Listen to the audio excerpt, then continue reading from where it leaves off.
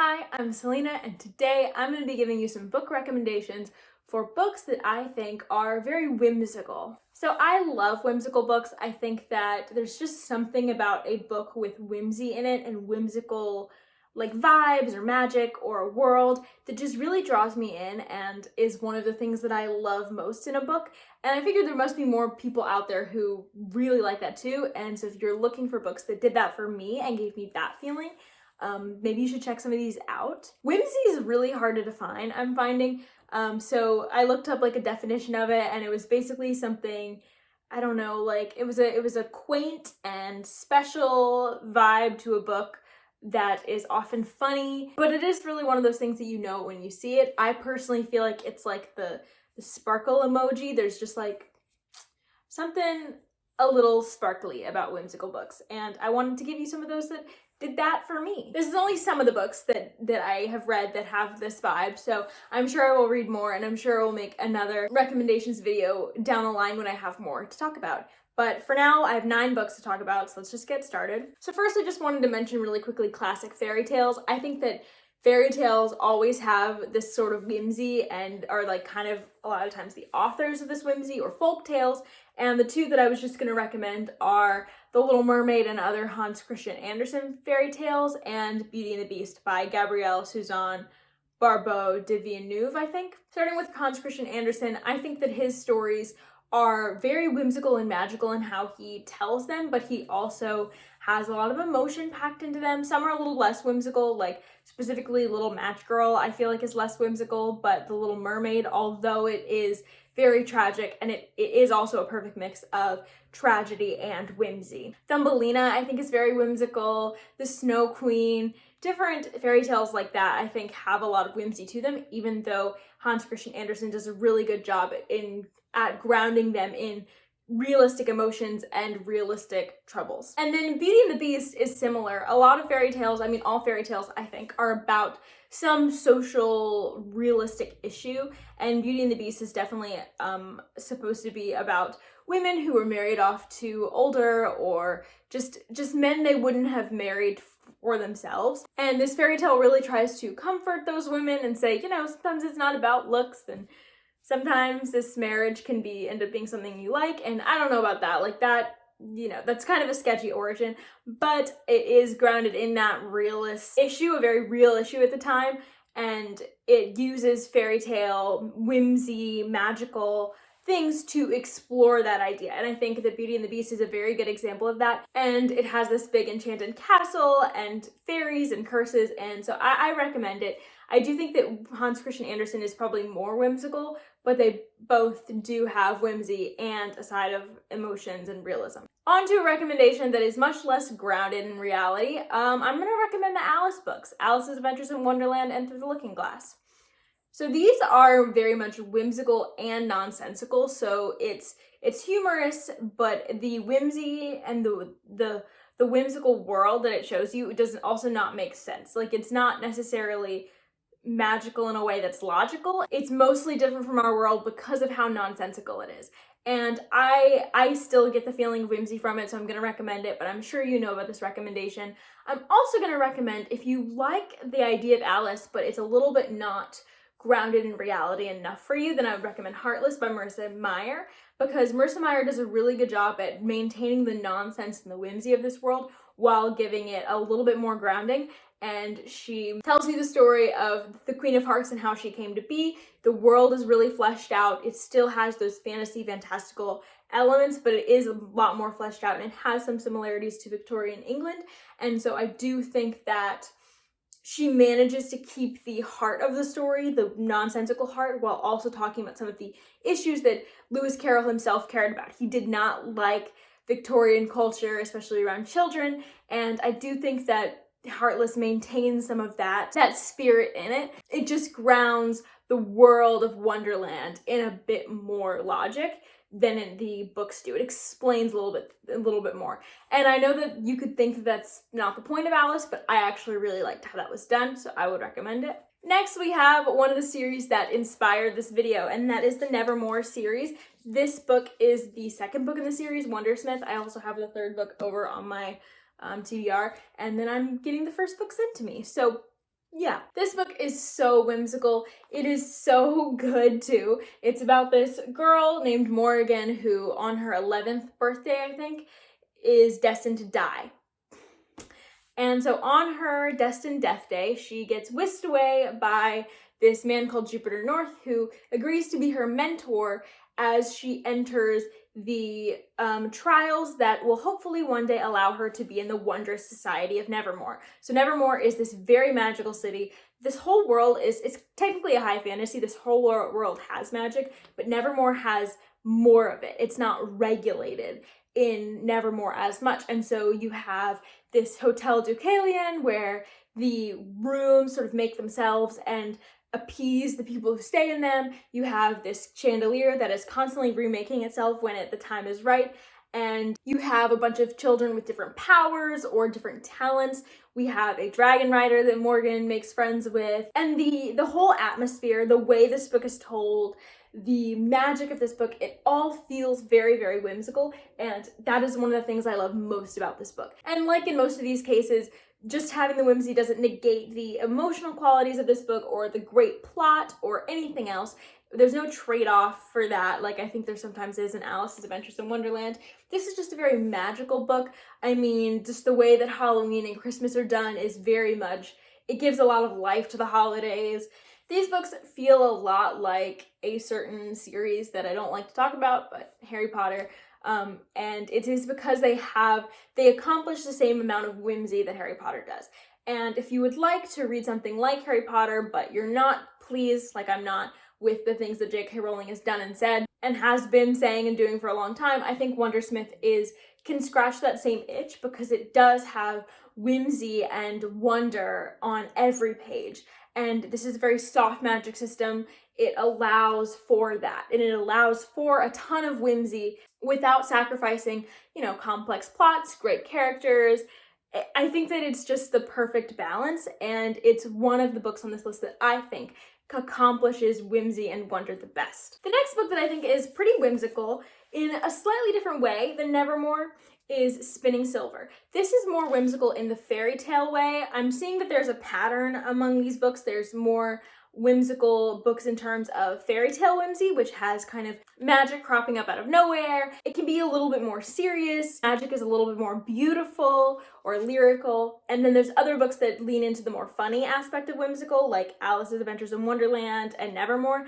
This is definitely in the fairy tale side of things. We have an extended fairy tale going on in Spinning Silver. We follow 3 different women as they are basically navigating situations where they have less power, and the way they do that is through fairy tale and whimsical magical situations. They are able to use the magic, the fairy tale magic that can just sort of appears in the world to their advantage. And the magic is very soft. It is there to serve a sort of plot just like fairy tales, but I think it's so beautiful in the way that it is done. I don't want to spoil what the magic is, but it takes a lot from fairy tales, not just Rumpelstiltskin, which is what one of the main fairy tales that this sort of retells is. And so you have elements of Rumpelstiltskin in here, but you also have elements of a lot of other things. We really do just live in an extended fairy tale world, watching these extended fairy tale stories, and the magic that they include is just so beautiful.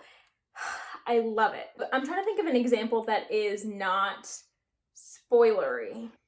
I mean, I guess one thing I can say is that the people live alongside this other Staric world, which are kind of like ice fae.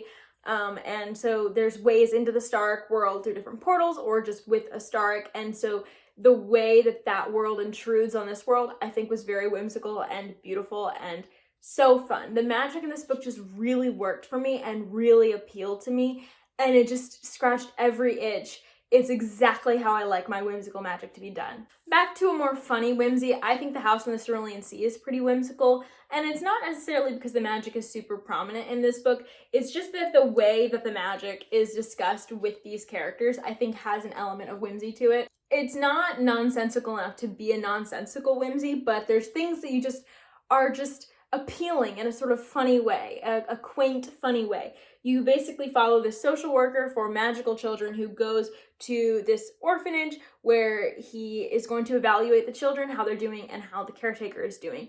And the children are all magical in a more confidential way.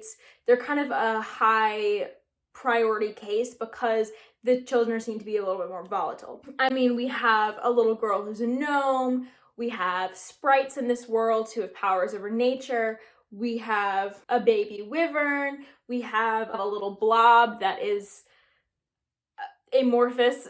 And then we also have shapeshifters. And to cap it all off, we have the Antichrist, basically. And the way that these kids are described, they are described just like normal kids, and there isn't a ton of magic that like that a person can do, like that a magician can do.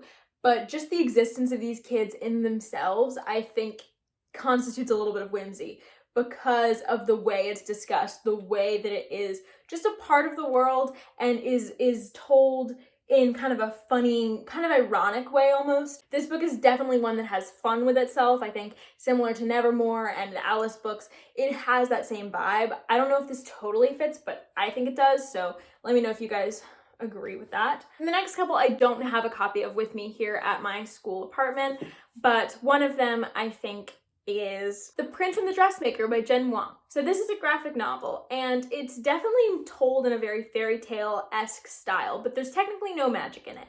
But I do think it blends the sort of quaint, funny vibes of whimsical with the fairy tale structure. It doesn't have magic sort of creeping into it. It is about like real people, but it's told in a sort of fairy tale-esque way. So we basically follow a prince who likes to dress up and wear dresses and go out in the town as a different person. And so this prince hires a dressmaker to make him dresses. And you follow their relationship, you follow the prince's relationship with himself. The gender identity of the prince is not clear, but this book much more, in my opinion, plays with gender expression and the fluidity of it than an actual questioning of gender identity. So I refer to the prince as he, with he, him pronouns until I hear otherwise. And while there's no real magic in this, this is told in a fairy tale-esque way and in a sort of quaint, funny way.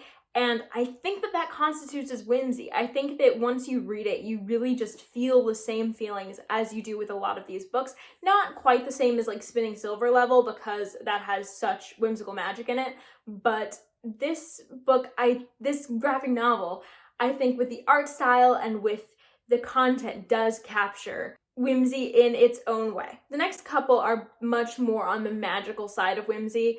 The next one I'm going to talk about is The Kingdom of Back. And this one is very much fairy tale-esque in the same way that Spinning Silver is, because I think what's in common with a lot of the fairy tale ones is they deal with quite hard topics in the realistic world. And, you know, Spinning Silver is dealing with women and power and how to have your own power, and a lot of Hans Christian Andersen's fairy tales deal with tragedy. Beauty and the Beast deals with marrying someone you don't love and who you're not sure you can love. And this one deals with being forgotten and how your opportunities as a woman can be limited, especially in a historical setting. We do follow the sister of Wolfgang Amadeus Mozart, so we do follow his older sister as she is just as talented, or maybe even more so musically, as her brother, but she is more restricted in how she can practice music, and she is not going to be remembered, as we know, in the same way that he is. But then we also follow the siblings as they venture into this kingdom that sort of begins as something they come up with, but starts to become more real to them, called the Kingdom of Back. And it's sort of a darkly whimsical kingdom that I absolutely loved. I think the magical elements of this book can be sort of hit or miss because there is so much realistic time grounded in history and in social issues and in the emotional journey of Non-Arrow. And so I do know that the whimsy and the fairy tale-esque Kingdom of Back parts can really be off-putting for some people, but I love them. I thought it enhanced the story so well because it does tie into that realistic plotline very well, but also because I love the magic of it. I mean, the Kingdom of Back has two moons that are constantly getting closer to each other. It has a landscape that seems to change a lot based on what task the children need to do there. There is this sort of tricky fae creature who comes to them and takes them into the kingdom of Back. It's just the way that it is described is so beautiful, and I really do feel like some of these fairy tale descriptions sing in a way. They sing with whimsy. I don't know if that makes any sense, but the Kingdom of Back and Spinning Silver specifically definitely do this. So I feel like if you like one, you may like the other, because I think it plays on similar whimsies. Moving on to a book that definitely has the magic and whimsy, but it's also funny about it, and that is Howl's Moving Castle by Diana Wynne Jones. Why did I forget her name? So this is an older middle grade-ish book, and it's about this girl named Sophie who is cursed, and then because she's cursed, she goes to seek out the only other wizard she knows other than the one who cursed her, Howl. And Howl lives in this moving castle that has doors that open into different places, and Sophie basically gets him to let her on into his castle, and hopefully she will be able to find a way to get this curse lifted from her.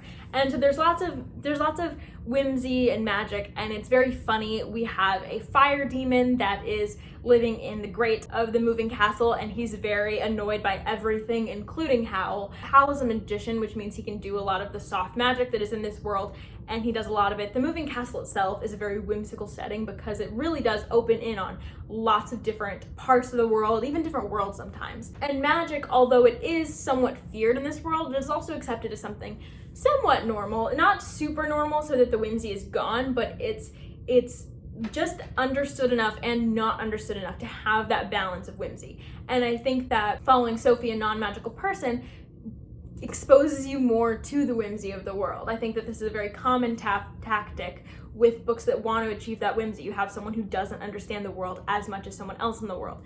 And that's definitely what we get. Following Sophie is a blast. This is such a fun, sweet book. I think that it's a little all over the place, but the plotting is really masterful in my opinion. I think that once you accept that it's going to be a little all over the place, it gets really funny and just it's just so sweet and whimsical. I've been saying that word too much, but this is whimsical recommendation, so I don't know what else I'm supposed to say. And then the final whimsical book I'm going to recommend to you is Stardust by Neil Gaiman. All of Neil Gaiman's books that I really love can fit into the whimsy category, but I think I'm gonna save a lot of those for the next video, and I'm gonna focus on Stardust, because I really think the whimsy of Stardust fits in with a lot of the themes I've been talking about. Because Stardust, Neil Gaiman has described it as an adult fairy tale. I do agree with this assessment, and I think that the magic that shows up in Stardust is a little less magical than, let's say, the Kingdom of Back or Spinning Silver, but it feels a lot more a part of the world. It really does feel like this world that you've entered into. This is kind of a portal fantasy, so you kind of go from this more mundane side of the world to a much more magical world, and I think that it just really shows how this world is so different, and the magic is really built into the fabric of it.